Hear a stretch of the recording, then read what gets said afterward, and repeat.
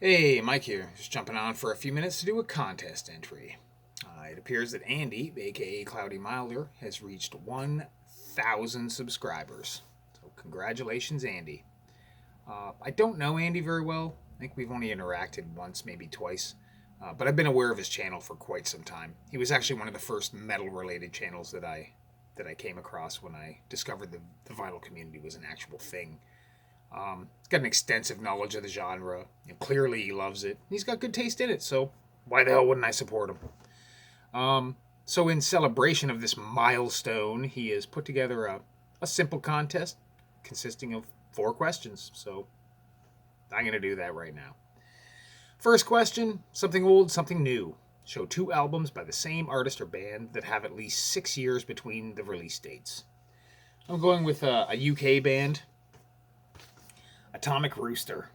This is their Death Walks Behind You LP from 1970. It's Canadian pressing on Elektra Records. Great 70s hard rock. There's some prog in there. There's some proto metal. It's just great.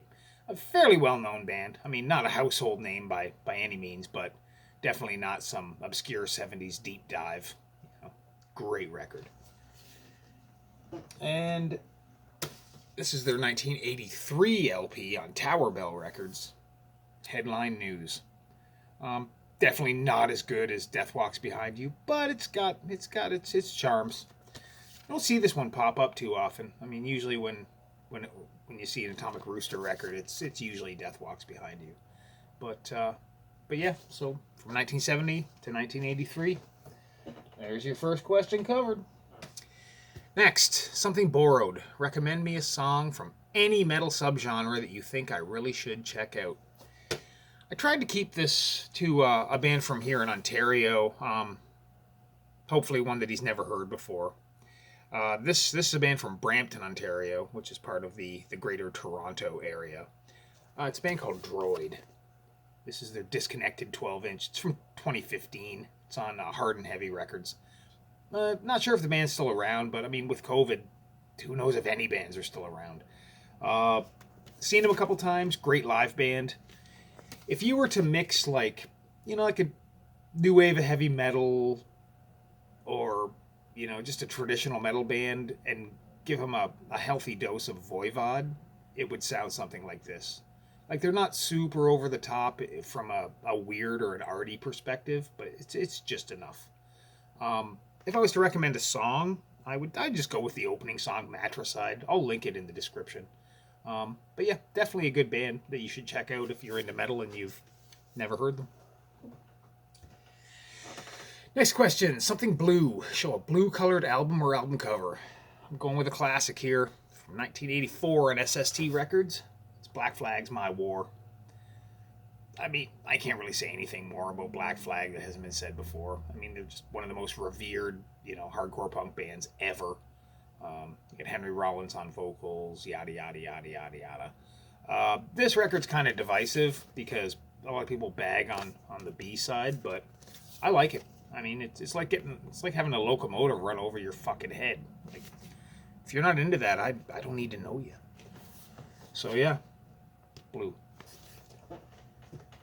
And last question, show 2 different albums that have wedding references on them. All right, first up, 1985, Death Records. D.R.I, Dirty Rotten Imbeciles, Dealing With It. Band originally from Texas, relocated to California. This is my favorite record by them. After this, they started going more metal, but in a metal direction that I find kind of boring, and it just doesn't really interest me. So I like them up to this point, really. Marriage reference, obviously there's a song called Marriage. And you got the happy couple right there. So yeah, can't lose with this record. It's fucking great. And the second record with a marriage reference on it is M.O.D, Method of Destruction. It's their U.S.A. for M.O.D LP. It's from 87. It's on Caroline and Megaforce Worldwide. This is Billy Milano, who was previously in S.O.D, the Stormtroopers of Death. It's some pretty solid crossover. Like, musically, this thing's great. The lyrics aren't for everyone. Like, I mean, it's definitely not for the politically correct types. That's for sure. I mean, he's always contended that it was tongue in cheek. Maybe it is. I don't know. But if you're not kind of thick skinned, then this might not be for you. But whatever. The marriage reference in this, the type on this is so freaking small, but you might not even be able to see it. But there's a song called "Ruptured Nuptials," so there's your marriage reference on this one.